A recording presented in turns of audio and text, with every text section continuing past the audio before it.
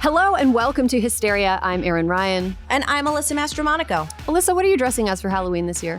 Erin, I'm going out on a limb and I'm going to be the neighborhood cat lady. Oh, wow. How are you dressing for that? Just like how you normally dress? Put my robe on and make Norm Chunk take a walk outside. Oh, that's amazing. I decided I'm going to go as Prince. Perfect. Musical artist. Yeah, I put on my wig, my Prince wig yesterday, and my daughter got mad. She told me to take it off. She said, "No, Mama." So she didn't we'll see like how it goes. We'll see how it goes. And welcome back. You're listening to Hysteria, the podcast for people who, unlike Kim Kardashian, would have the good sense to not invite Ivanka Trump to our birthday party in the first place, much less post her on Maine. Kim. Who do you think your fans are? Kim. Girl, what are you doing? People who are so MAGA, they think Ivanka is like a style icon or whatever. You know, they think she's like the next Grace Kelly. People who are that MAGA would also be the very first to call Kim Kardashian a slut for being married as many times as she has and for having a sex tape. I think Kim Kardashian sucks, but not for those reasons. It's because she's friends with, bad choices. Bad choices. And especially today is Ivanka and Jared's anniversary. She posted a real live, laugh, love sort of thing on Instagram, literally with those words. Their marriage is a Scorpio. Maybe in Ivanka's, or maybe in Kim's defense, maybe Kim Kardashian is the last lawyer left who will possibly take on the Trumps. Entirely possible. We know she's worked with him before. I think she took like 5 times to pass the baby bar or something like that. I wouldn't want her repping me. I'm just going to say that. No, I wouldn't want her repping me. Not for us. Not for us. Not for us, Kim, you dummy. Okay, it's been more than 3 weeks since House Republicans ousted their erstwhile Speaker, Kevin McCarthy. And in that time, the majority party has still not managed to get its shit together enough to elect a new Speaker. As a matter of fact, Tom Emmer was deposed in just 4 hours. Gone too soon. Gone too soon. So now I don't even know what he looked like. I don't even know do you know what he looked like? He looked like a youth hockey coach. Okay. Like, that's kind of what he looked like. So now, as of Wednesday morning, it looks like another one's about to walk the plank. Mike Johnson of Louisiana. By the way, I Googled Mike Johnson and I made a time range to not include the speaker race. And it turns out that's a pretty common name. The most popular Mike Johnson on Instagram is a former Bachelor contestant. There's also Mike Johnson, a director of the film Corpse Bride. Mike Johnson Productions, twice awarded ACM Steel Guitarist of the Year.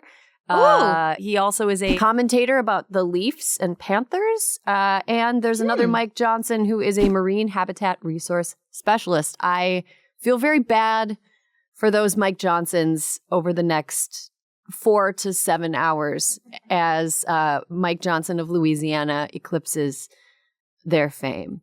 So a couple fun facts about Mike Johnson. He once voted against a 1-cent increase in Louisiana's sales tax. He believes medical marijuana is a gateway drug to other drugs, such as feeling better. In Axios this morning, he's described as a, quote, policy-oriented, principled, conservative, if not a bit milquetoast. I'm sorry. Understatement. I'm sorry. I don't like... Okay, understatement and overstatement. If we're going to have fascists, it's like, look, he is a fascist, but he's boring. So it's fine. No, it's not. It's not fine. He was very embarrassingly and loudly booed for voicing opposition for reparations for Black Americans on Juneteenth. You got to try hard to be that tacky. He also led the amicus brief signed by more than 100 House Republicans in support of the Texas lawsuit seeking to overturn the 2020 election results in 4 swing states. Amazingly, he spent nearly 20 years practicing constitutional law. Big head scratcher. But Alyssa, as we now know, many brave men, and they are all men, all 12 men. To be exact, have tried and failed to muster the support they needed to achieve speakership of the House Republicans, and all so far have failed. Like the American Ninja Warrior finals, it seems that no man has what it takes to make it all the way to the end of the ass-kissing gauntlet that is the race for leadership of the House.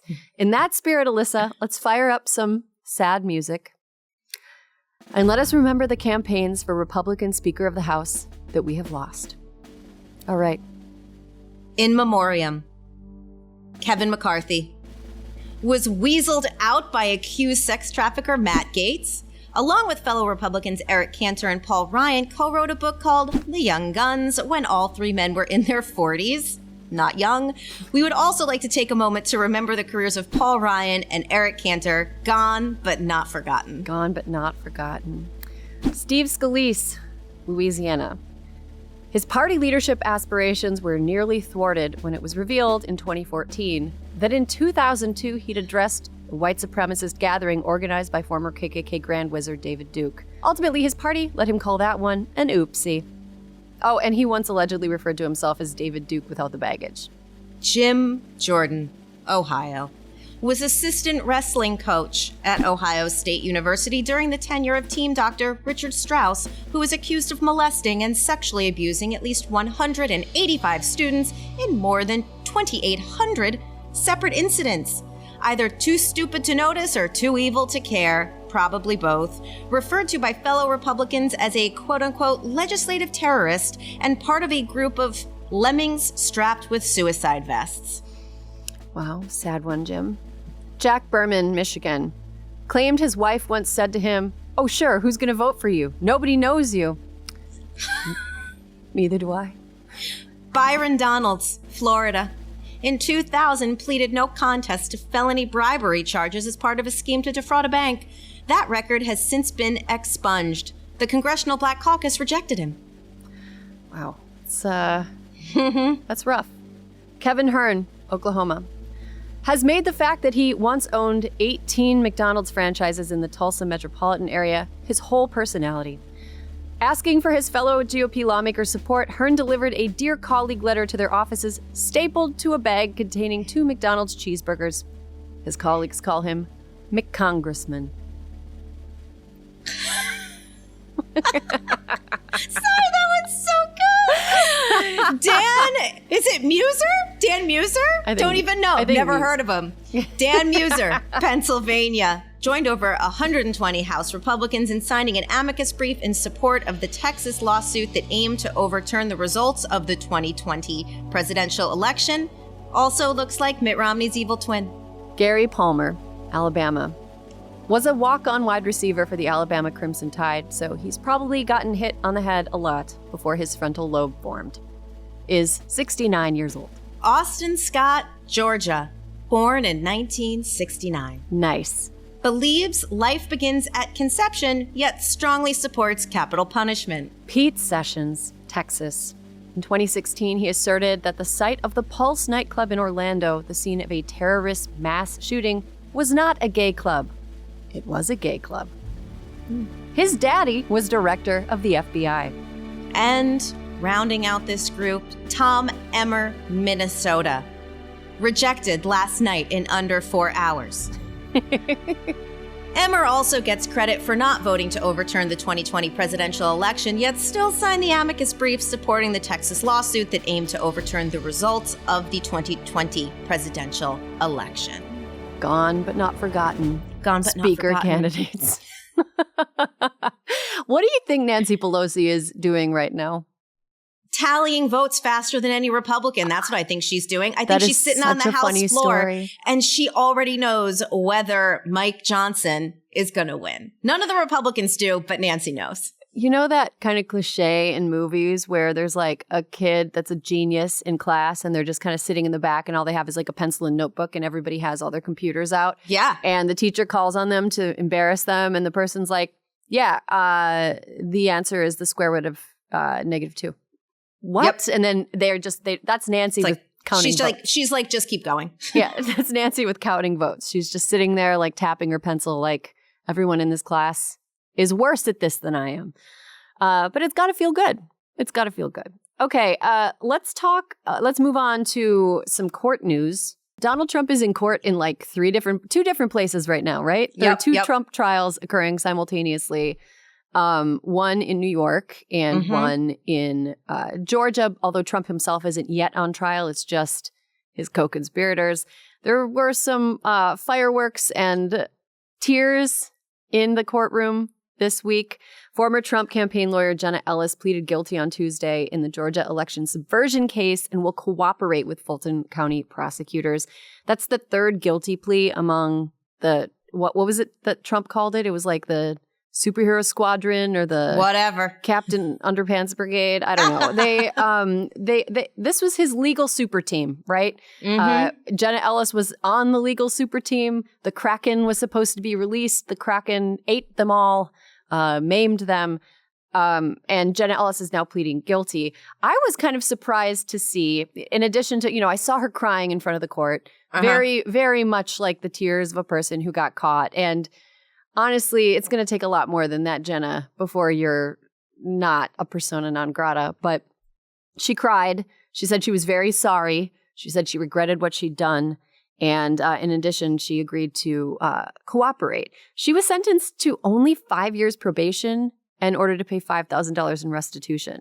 And 100 hours of community service, Erin. I gotta say, we were quoted $11,000 for a liver biopsy for a dog recently. And that's like less than half the cost of a liver biopsy for a dog at VCA animal hospitals in Los Angeles. I don't know. It doesn't seem like very much money.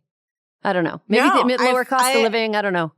It's like, I guess all this. So first, yesterday, I was in the car when this was happening and I was listening to CNN on the radio. And Erin, I had completely forgotten who she is, was like, why is this woman sobbing? And then she got to one of my favorite parts. Quote, if I knew then what I know now, I would have declined to represent Donald Trump in these post-election challenges. I look back on this experience with deep remorse. Girl, you were taking instructions from Rudy Giuliani. You knew what you were doing. Yeah. I also think I really don't have very much patience for weaponized tears from women. Have you ever worked with somebody who weaponizes tears? Yeah, of course. Who acts like a total asshole, and then when they're called on it, it's like they cry. And then you're like, okay, well, now I feel bad because I've made you cry, and you end up apologizing to them when they were the ones who were the assholes in the first place. Exactly. Jenna's the asshole. Yeah. There are powerful people who do this still. Jenna is not alone. There are powerful, well, mostly women, who will cry when they're called out for being assholes. It's got to stop, ladies. We got cool stuff to weaponize that isn't crying when we're jerks, right? I cry when I'm about to have a confrontation. So then I was saying, oh, me too. I can't, you know how I am with confrontation. But it's like she does all this. So now she goes through the process and her it's like, what does she know? This is the only interesting part of all of this, is that for what she did and the punishment she got, which was largely nothing. But what does that mean she's going to say about Donald Trump to people who matter? Yeah. Because she must have some good stuff. Or on Rudy Giuliani. Sidney Powell is the one that really makes me go, because she was originally charged with 7 felonies. And she ended up pleading guilty last week to 6 misdemeanors, 6 counts of conspiracy to commit intentional interference with performance of election duties. She basically admitted to interfering with the election systems in Coffee County, Arizona. Like literally one of those, like an attempt to hack into the computer systems. That doesn't, I don't know. Whatever she's also offered to cooperate, whatever she has better be worth it. Because 6 misdemeanors is, 0 misdemeanors is better than 6 misdemeanors, but it's much less than 7 felonies. But here's the other thing again, what she must have on Trump, because as of last week, she was still posting false claims about 2020 being rigged. As of last week. So knowing that the judge sees all of this, they see everything, she had to have some good stuff for them to be like, I could be wrong. Maybe I'll be disappointed. She's a terrible person, and I feel like she should have gotten more punishment, even if she had this deal, though I did learn an interesting thing about all the different levels of like immunity and cooperation. And it feels like the one she has weaseled her way into is like, okay, girl, you're going to do this. You're going to tell us what we want to know. But they can still, if I understand, and lawyers will tell us if we're wrong. They can still throw out the deal? Yeah. Okay. I think they can still throw out the deal if she either doesn't cooperate or like if she is found to be guilty in another district. Like it seems like, but who knows? Because nobody has the details. Yeah. And again, Sidney Powell and Jenna Ellis, only 2 of the 3. The other one was Kenneth Chesbro, which everybody keeps wanting to say Cheesebro because he's from Wisconsin, and it looks like it's pronounced Cheesebro, but it's Chesbro. Chesbro. I on behalf of Wisconsin, I apologize. There's a lot of jerks that come out of my state. I really feel bad about it. But there's also a lot of cool people. A lot of cool people. Harry Houdini. Well, he escaped, but, you know. Anyway, so Chesbro also pleaded guilty, similar punishment, similar circumstances to Ellis. He pled guilty to 1 felony and has the same punishment, 5 years probation, $5,000 in restitution, and agreed to cooperate. So we'll see how that goes. Alyssa, you got a little bit of a bummer of a roundup for us. Why don't you kick us off? I do have a bummer of a roundup. Erin, abortion, still making news everywhere. And we have quite a few post-Dobbs abortion updates this week. First, a new research report led by the Society of Family Planning shows that abortions have increased since Roe v. Wade was overturned. What? Increased. Oh my God. It's almost like not providing anything to help people have children safely or increase the social safety net at all doesn't make people want to have more babies. Pretty much. Erin, states that do allow abortions performed almost 117,000 more than expected. States with bans naturally performed about 115,000 fewer. The data also showed that more people are opting for medication abortion instead of an in-person procedure. Clearly, the demand for abortion has remained the same. People just have to go to different places to get the care they need.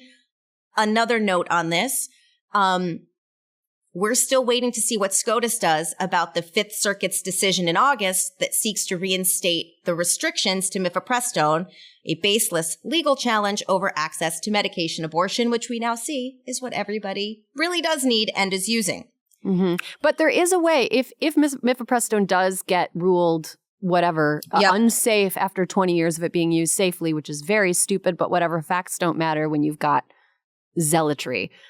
There is another course of medication abortion that can be used. Misoprostol can be used in a similar way. Just wanted to put that out there. Doesn't mean you can't get an abortion. Yes, through medication. And mifepristone is still legal. It is still legal. But Erin, this all connects to another story we wanted to highlight about post-Dobbs realities. According to the National Domestic Violence Hotline, calls about reproductive coercion, which is a form of abuse that gets in the way of someone making decisions about their body and healthcare, have doubled since Roe was overturned. Oh my God. Mm-hmm. Yeah, it's like all these pro-life people are really making life better. Mm-hmm. I read somewhere recently that childbirth, if it were a job, would be several times over more dangerous than being a cop. I read that. Yes. As more women per, 100,000 die from childbirth in the U.S. than are killed as police officers in the U.S. Mm-hmm. And it does feel like kind of an abusive move by the government to force women to go through childbirth. It's not fun. It's not easy. It does cause, even in the best case scenario, it causes injury. I feel like, when a partner does it to you, when a partner tries to force you to carry a pregnancy that you don't want or force you to have an abortion that you don't want, that is considered domestic abuse. But when the government does it, what is that? Law, I guess. That's being a conservative, I guess. Just like a massive meta reproductive coercion of women. I don't know. I don't know. It's I'm like these not people done. think it's just There's a cakewalk. Okay. I don't know if There's I can take more. it. Fine. I'm sorry. Gird yourself. Okay, I'm girded. Georgia's Supreme Court has ruled that the state's 6-week ban is still valid, despite so many medical and feminist advocates trying to prove that it was unconstitutional. The ban isn't yet solidified. It's going back to a lower court to answer another question about the ban's constitutionality. So stay tuned. And finally, a federal court in Colorado ruled that a Catholic crisis pregnancy center, aka an anti-abortion center, is allowed, Erin, I'm going to need your help on this one. Okay. Is allowed to provide abortion reversal medication because of religious freedoms. Okay. Erin. What? What? No, seriously. Okay. So I have had a medication abortion before. And here's what happens. You go to the doctor. It depends on where you are, but you are issued 2 pills. And one you take right away, and then one you wait like 12 hours. Yep. And you can either take it or like take it as a suppository in your vagina. And one ends the pregnancy, and the other one prompts the uterus to expel the contents of the uterus. So it's like a super period, and it's not doesn't tickle, you know? It's not the greatest, but it's definitely by an order of magnitude less painful than having a baby that you do not want to have. Or being pregnant. So it's a 2-dose thing, and I don't know how chemically it's Erin, it makes no sense. It's not possible. You would have a very short window of time for there to be any sort of intervention whatsoever for the first pill. But like, look, I'm not a chemist. I'm not a doctor. I've just read Erin, a lot about neither this. are these people, mean, apparently. these are just people. I mean, look, I've called it pregnancy fanfic before. How they're like, yeah, we could just take an ectopic pregnancy, just pop that sucker right in the uterus, and it'll start its own little placenta, lickety split. Scientifically impossible. This is just how people wish things worked, but they don't work that way. And I don't know. I don't understand. I don't understand. I want to know. I want stats. I want stats because I want stats on how many people have actually tried to do this. Really, not just like fake numbers that they make up to justify their own existence. I want real stats of how many people have actually tried to reverse an abortion. Secondly, and by the way, when I was like a little bit conflicted before I had mine. And when I took the first pill, I felt peace come over me, inner peace. I was like, I've done the right thing. This is the path I've chosen. So like in no world was I like, no, whatever. So Erin, do you think the abortion reversal medication is like that ivermectin horse stuff that Donald Trump said cured COVID it's too? Progesterone. It's progesterone. It's literally like an artificial like hormone that your body produces a lot of when you're pregnant.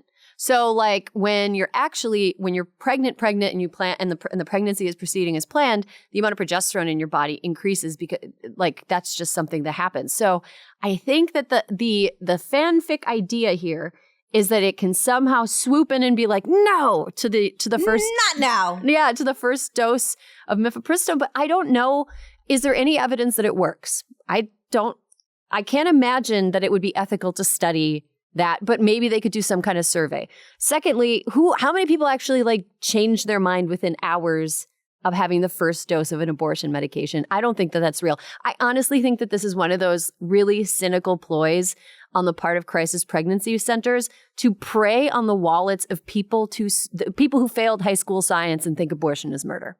Like that's what I think it is. It's trying to get people to open their wallets to give them money. That's what I think it is. I think you're probably right about that. It's all about fucking money. Oh, look, I haven't taken a science class since the year of our Lord 2003, maybe. And I feel like I know more about medicine than this thing. Erin, I haven't taken science since 1994. And I can still diagram a cell, okay? I am more of a doctor than these people are. You show me the nucleus, the mitochondria, I can do it all, Erin. Yeah. Oh, gosh. Anyway, none of these people are the brains or muscles of the cell. Okay, what else do we have to talk about in news this week? Oh, guys, Ohio early voting has started on issue 1 and issue 2. Issue 1 regarding abortion enshrining reproductive freedom and miscarriage care. So even if you don't think you'll ever have an abortion in your life, if you might someday have a miscarriage and you want to make sure that you can get medical treatment for it without your doctor getting in trouble, you want issue 1 to succeed. Issue 2, marijuana. Why not? It's great. I love it. Everybody should smoke more marijuana and drink less alcohol is my professional opinion. But I do want to point out, I wanted to flag something. Mm-hmm. I was listening to the Today on Ohio podcast, which I listen to with a lot of frequency because it turns out Ohio is very interesting. The Ohio Secretary of State, Frank LaRose, is attempting a voter purge now after early voting has already begun. And he's being real weaselly about it. So Ohioans who are listening, don't sleep on this. They are trying all the weaselly things in the world. If you have your ballot already and you're planning on voting absentee, vote, send it in, get it over with. Check that off your box. Tell your friends and neighbors how important it is to vote in this election. You have the opportunity to enshrine a right in your state constitution that most Americans do not enjoy. So take advantage of it. Take advantage of it. Go vote. And let's see what else. Oh, Virginia, Pennsylvania, Kentucky. Go vote now. Early voting is happening as we speak. Texas and Mississippi also have important elections happening. Read up on candidates before you hit the polls. Your vote really, really matters, especially locally. Okay, we have to take a quick break. When we come back, we're going to talk about the zombie law that threatens access to reproductive freedom 150 years after it was written. And welcome back. You're listening to Hysteria, the podcast for people who are tired of laws written by men who are afraid of women. All right, Alyssa, we're weeks deep into spooky season. And this year we've saved the most spine-tingling tale of all for the week before Halloween. We're talking about a terrifying and real zombie, a piece of draconian slut panic legislation from 150 years ago, long thought dead, but in recent years has been spotted roaming the halls of America's highest courts. Our guest today is an expert on the scared little man behind that terrifying zombie law. She's the author of The Man Who Hated Women, Sex, Censorship, and Civil Liberties in the Gilded Age, a book all about Anthony Comstock and the laws he wrote that still threaten our bodily autonomy today from beyond the grave. Amy Sohn, welcome to Hysteria. Welcome. Thank you guys so much. Really glad to be here and talk about how past is prologue. Yeah, and in a very spooky way, if you're somebody who cares about bodily autonomy. So spooky. So who was Anthony Comstock and what was the Comstock Act? Okay, Anthony Comstock was born in 1844 in New Canaan, Connecticut, which at the time that he was born there, as opposed to the time that the novel The Ice Storm was set there, was an agrarian town. And he was raised strict Congregationalist, and he was very inspired by his mother, who would tell the children Bible stories. There was a ton of church. They basically went like all day Sunday, like came back for some milk, and then like went back for another 4 hours in a sled, if it was snowing. So Anthony, what was really interesting about him, was one of, which was common for that time, a large group of children. His mother wound up having 6 children. But when she gave birth to his sister, Harriet, Anthony was 10, came home to find his mother dead in a pool of blood on the floor because she had suffered a uterine hemorrhage following the birth of Anthony's sister. Oh. And that was this event that you might think would have made him sensitive to women's bodily autonomy. Instead, he felt that his mother had died giving the ultimate sacrifice because, of course, you're commanded to be fruitful and multiply. He served in the Civil War without much incident. He became very good at kind of clerical work, which explains he had a very OCD type orientation. And he moved to New York in his 20s to try to become a dry grocer. Sadly for him, New York had sex everywhere. There were prostitutes walking the streets. There was porn being sold to you. You walked into a cigar shop only to find out that there was sex for money going on upstairs. And he basically, can I say, lost his shit? Yeah. he could not take it. So he wound up joining his local YMCA.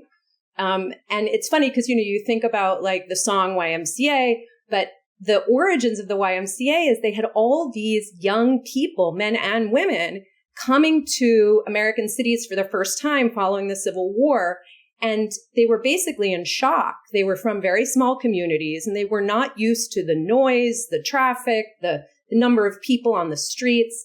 And so the YMCA was originally set up to provide housing for like young single guys. You had like a library, you had a gymnasium, but it was an alternative to living in a boarding house, which was where you'd be living with guys that were playing pool all night, getting in fights and drinking. So Anthony joined the YMCA and then through this weird set of circumstances wound up becoming an independent vice hunter, which basically meant he would go to these, he was like a freelance vice hunter. What a dork. I know. It's like, should I put that on my LinkedIn? Like, freelance vice hunter. It meant that he would go to these dirty bookshops and he would try to get the guys in trouble with the cops. Of course, half the time, the cops looked the other way. They're like, I'm a customer, actually. I really need this store. So he got frustrated because he was not having success at shutting these guys down. And then he realized that most of the dirty material coming into the city was published by 3 or 4 men. And so he decided he needed money to try to get the plates that they were using to publish the books. And so he wrote to the YMCA to ask them for money. And his handwriting was so bad that Robert McBurney, the secretary of the YMCA, who has a Y named after him right now, was like, can you rewrite this and send it back? Because I can't read your handwriting. Like our whole reproductive future could have been different if he had gotten the letter and not asked him to rewrite it. Everything. So he rewrote the letter and it made its way into the hands of a guy named Morris Jessup, who was a very wealthy YMCA bigwig and co-founded the American Museum of Natural History, and he was a banker. And basically, he started getting paid by them to go after these dirty booksellers. Now, you're probably asking, what does all this have to do about abortion rights and contraception? Because the Comstock Act, which was passed in 1873, was not the first federal obscenity law, but it was the first to criminalize the mailing of materials around contraception and abortion. So this included both syringes, which I think the closest thing would be like a douche today, which women used for hygiene, but they could also use following intercourse to flush their system out. And all of this stuff was very easily available through the mail. And Anthony was the one who came up with the idea of classifying birth control as obscenity. The amazing thing was, so this was around the early 1870s, most Americans didn't think of it that way. At that time that he got the idea to call it obscenity, if you were married and you had a child that you didn't want, maybe you already had 3 or 4 and you had a 5th and you couldn't afford it, you got your abortion provided by your family doctor. If he wouldn't do it, you went to what was called an irregular, which was a woman who had been trained perhaps homeopathically, perhaps in Europe, and she would do the procedure for you. So I'm throwing a lot at you, but he got the law passed because of his association with these very, very powerful guys. And it changed everything. So for the first time in history, contraception was considered obscene and mailing it was considered a criminal act. And the fines and penalties, the penalties and sentences associated were extremely steep. So you kind of had 2 things happen at the same time. Suddenly, contraception is obscene, and suddenly you can get in a lot of trouble for mailing it. And by the way, I should add that it wasn't just illegal to mail like a vaginal syringe. It was illegal to mail information about an abortion, which could be a newspaper that contained ads for abortionists.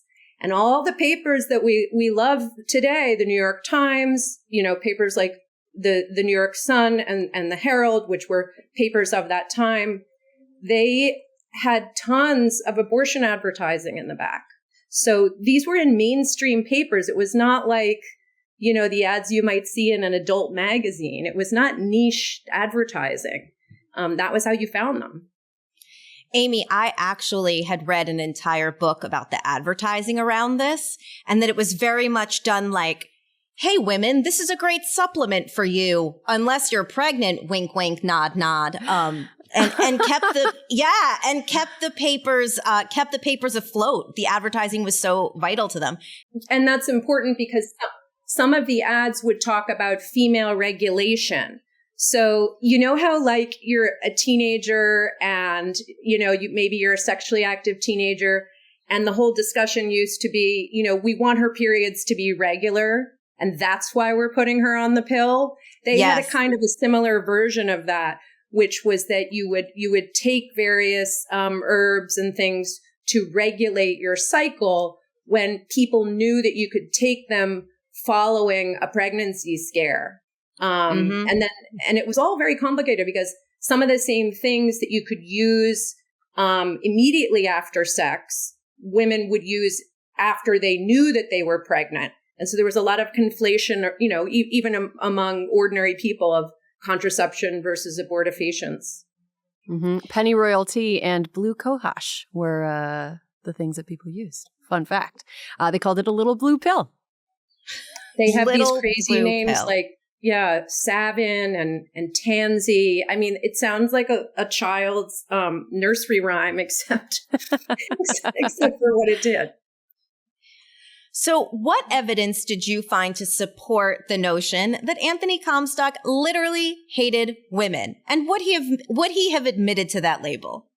Absolutely not. I mean, the evidence that I found that he hated women was he had no compassion for the idea of a woman who might become pregnant, for example, due to prostitution. He felt that prostitution was a vice. And so, his negative attitudes toward unwanted pregnancy, even though he had like general compassion for the poor, he kind of reserved that for women who were making their living selling sex. And by the way, like in the 1870s, one estimate is that 10% of women between 15 and 30 prostituted themselves in some way in that period of 1860s, 1870s. It was so hard to make a living for women that you had a lot of women supplementing their income, say working as a milliner with, it could be going out on a date for, and getting treated to dinner. There were all different versions of prostitution. So that was one thing. He had a very immoral view of women who became pregnant by accident. He also did not believe that families should make these choices on their own. It's like he couldn't even really understand how a loving, married, Christian husband and wife together might make this decision. It seems later in life that he gave an interview to the New Republic where he appears to say that withdrawal is acceptable, but the language that he used was very strange. And that wasn't until around 1915, which was right around the time that he died. So we don't really know, was he saying all along? And by the way, don't we all know withdrawal doesn't always work? No, it's like very famously not good. It's it's the Catholic method of birth control, and Catholics have a million kids unless they're using, other birth control that's better. Yeah, and rhythm, which now we call it natural family planning. And, if you really, really do it and you take you check your cervical mucus and you take your temperature, it can be somewhat efficient. But in those days, they thought that your most fertile time was right after your period, and your least fertile time was the middle of the cycle. So they had it completely backwards. So even if you listen to your doctor, like from a rhythm perspective, you would probably get it wrong. But just to answer your question about, did he think he did? Did he think he hated women?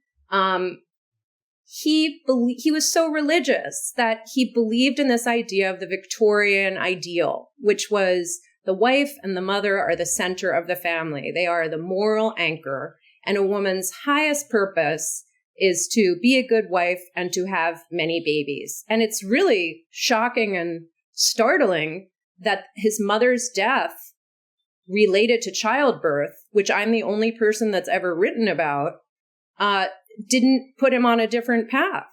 Yeah, I wonder if there was a part of him. I mean, I don't want to armchair psychoanalyze him, but I'm going to. I wonder if there was a part of him that sort of like blamed her for her. I mean, she made the ultimate sacrifice, but it was also like he thinks that it was a decision that she made, or it was a thing that she made choices that led to her death. Instead of, the fact that the death was very preventable. I wonder if that's something that was kind of... I think it was more, of course she should have 6, of course she should have 7 children. I mean, this was the ideal. His father eventually married somebody else after she died. And so he had a bunch of half-siblings. So was Comstock looked at as a weirdo in his time? I mean, it sounds like he's part of a religious community that was fairly common, but were his views in line with the mainstream? And how did people forget about the Comstock Act for a while? Because it seems like it was in effect and it was really like impacting what was sent over the mail, but then everyone was kind of like, nah, we're not doing that anymore. How did that all come about? Well, I think what happened was the times really started to change right around the end of his life. He died in 1915, as I mentioned before. In that first 15 years of the 20th century, cultural attitudes shifted to the idea that families should make these decisions on their own. The other thing that happened is that women started being able to get an education and have pathways to some more economic independence. And so I think that just the climate of New York was a little more toward, government not interfering in these choices. In terms of he was caricatured, from the very, very beginning as totally out of touch. There's an amazing cartoon where he's dragging this woman in like a nightgown behind him. He's looking up at a judge, and the caption says, it reads in quotes, "Your Honor, this woman gave birth to a naked child." Like this is what people thought of. So then when he got older, they would, he had these mutton chops, and they would sort of satirize him and make him seem much older than he was. So I think that the times change. And of course, by the way, I should mention, early 20th century was the beginning of what was called the birth controllers. It wasn't too long after that that Emma Goldman came on the scene, and then Emma Goldman became friends with Margaret Sanger, and Margaret Sanger popularized the idea of birth control. She's very controversial now, but the piece of the story that's fascinating to me is that birth control came around at a time when the socialist movement was very powerful in the United States and very popular, and a lot of Americans voted on the socialist line. So yeah, nobody ever liked him though, even when he was in his early 20s, because what kind of a person gains pleasure from shutting down dirty booksellers? He was, I don't know, a little sadistic, I think. a real Mike Pence, if you will. And he would just to put this into context, he would knock on an abortionist's door, use a fake name, and then beckon across the street with a white handkerchief to a reporter that he had brought along and raid the house. He had all of these different pseudonyms. It was so weird. It reminded, there's someone that you've covered a lot on this network who used pseudonyms, who answered the phone under, this weird name. You guys know who I'm talking about? John Barron, yeah. And then, but there was that weird thing where Comstock would invent a family, he was Mr. Farnsworth, and then there was a fake Mrs. Farnsworth. So it's yes, there's a lot to analyze psychologically. And he also decoyed people, which is incredibly controversial. He would travel across state lines To example, Greenwich, Connecticut. By the way, if I were ever engaged in like a sting, I would try to find a way to spend a night in Greenwich, Connecticut also, because it's really nice. And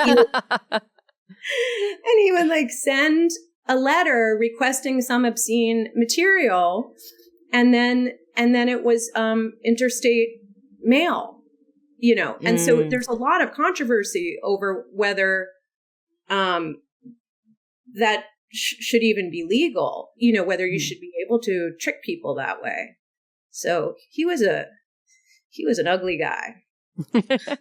So, Amy, why does the law, here's a layup, why does the law have new relevance today? And are there any public figures in particular who have a concerning level of interest in the Comstock Act? You know, Greg Abbott. I mean, it's people you talk about all the time. Dobbs was surprising to many people and not surprising to others. I think that we are in a little bit of a different landscape because of medication abortion. It's interesting when you look back on that kind of full circle question. Women were doing various versions of medication abortion even 130 years ago, but they were herbs and they weren't very reliable. So there was always a bit of a concept around privacy and abortion and basically self-aborting, you know, with nobody around you. I think that that's going to protect some women, the fact that if you can do it early enough, medication abortion is relatively safe. But I think what disturbs me is we're once again living in an era where abortion is being judged as a moral choice and an immoral choice specifically. And the little bit of research that I've done economically is that we know that abortion changed women's class. It enabled them to have pathways to the middle class in a way that had never happened before. The pill also did. And the impact, the economic impact on the women that cannot get them, and then secondarily, the economic impact on the providers, which I think is something we don't talk a lot about. The providers don't seem able to necessarily move to another state. They're terrified to practice, and they don't seem to have a very good time moving into other professions. So we have like all of these things conflating now, and harming women. So yes, you're right. Like, we didn't talk about the Comstock law for a long time. Griswold, which was this famous case, I think it was 1972 or 1973, was the one that allowed an unmarried woman to receive contraception from her doctor. The first law was that a married woman could get contraception from her doctor. And then Griswold was unmarried. Like, we have to think, like, in our, okay, maybe not your lifetimes, but, you know, this is in my lifetime. And then it was 100 years after the Comstock Act in 1973. So I think what happened was it fell off the map, right? You'd kind of hear about an obscenity case here or there, and someone would say, you know, this was a remnant of the Comstock law. And then we didn't start hearing about it again until Dobbs. Mm-hmm. Yeah, I mean, and it was cited in the Texas judge Kaczmarek, his case where he ruled that the abortion pill was not safe and shouldn't be legal. He cited the Comstock Act, which is bananas. Absolutely, that fucking guy. Bananas to me. Can we just repeal it? Can a legislature just be like, oh, that's not a law anymore, so that judges can't use it? I don't know. I'm not a lawyer. Maybe they should. The thing that's complicated is that abortion law itself was separate from the Comstock law. What he did is he criminalized your ability to mail information and mail stuff. I guess that's where that's coming into play in terms of medication abortion. In terms of the provision of services where you would go to a person, that was regulated by the states. And I was really shocked to discover that abortion law in the United States was very permissive until around the 1840s. And basically what happened in the 1840s is you had these male doctors realizing that the entire abortion trade was dominated by women who of course did not have medical degrees because, one, they couldn't get them, And number two, you could provide a safe abortion without having one. It's not the most complicated procedure. So the men, and this is all written about in a book called Disorderly Conduct by Carol Smith Rosenberg, the men decided we got to get in on this, right? Because abortion is a specialty, but it's always also been a business. And that was when they decided to form medical societies and say that only a licensed physician could provide one. And so all of these, the med schools, Harvard Medical School and these places, a lot of them were founded around the 1840s. And the reason is that men wanted to get into the business. And so what did they do? They created a barrier to entry.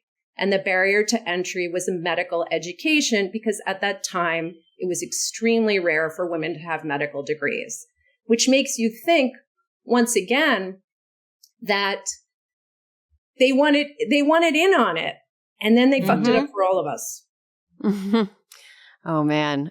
We could do an entire show on the history of gynecology as a discipline, but it would be very heavy and difficult to get through because hard yikes. Hard yikes. You guys, do you want to hear one fun fact about contraception in the 19th century? Absolutely. There was a douche that could also water your plants. So when it was in one position, water your plants, and then you would kind of move it around. Wow. The ultimate transformer. For all of your bush needs. Okay. Amy, thank you so much for taking the time to talk to us. This was super fascinating. You've had a career that runs the gamut. You've been a columnist, screenwriter, author. What's up next for you? I am working on a book that deals with a censorship case in the 1960s, and I need an awesome agent to help me shop it. So once I find that person, I'm super excited. It's about sort of sex, the sexual revolution, and First Amendment protection in the early 1960s. Ooh, that sounds groovy. I would really read. Groovy. Would read. 100%. Will read. Amy Sohn, thank you so much for joining us, and thank you so much for writing the book.